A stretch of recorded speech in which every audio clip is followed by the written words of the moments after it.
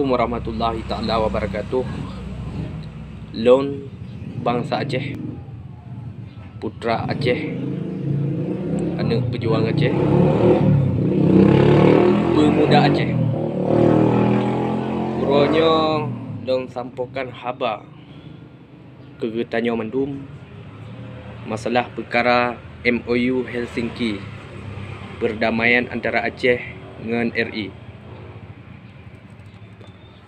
Selaku bangsa Aceh, lon berharap baik nalai meperang iyo lagi delay. Tetapi pu yang dijanjikan oleh pusat kepada Aceh segera dilaksanakan. Masalah perkara MOU diselesaikan. Baik nalai mendawa, sabih-sabih mendawa Getanyo Mendum, pecah-pecah Getanyo. MOU Helsinki, perkara-perkara butir-butir MOU lon harap diselesaikan dengan ulai dingin. Biar kesuum-suum tak. Harapan tanyo karena MOU Helsinki milik bangsa Aceh. Atenan bangsa Aceh, Aceh yang mulia, yang bertanggungjawab, bangsa Aceh, orang-orang elit perdamaian, elemen-elemen yang na di Aceh.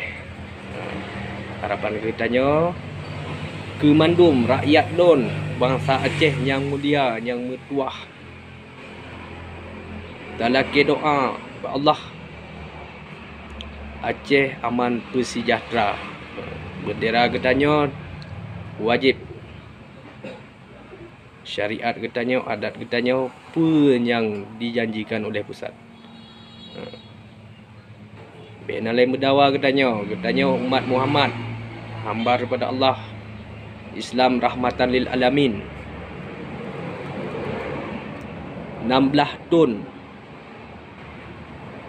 ya, 16 tahun Aceh menunggu MOU Helsinki, belum semua terjalin dengan baik. Baik elit GAM yang terjun di lapangan, baik inong-inong janda, baik korban-korban konflik, baik tahanan tapol-napol, anak yatim, belum semua perkara-perkara itu diselesaikan. Terima kasih. Assalamualaikum warahmatullahi wabarakatuh.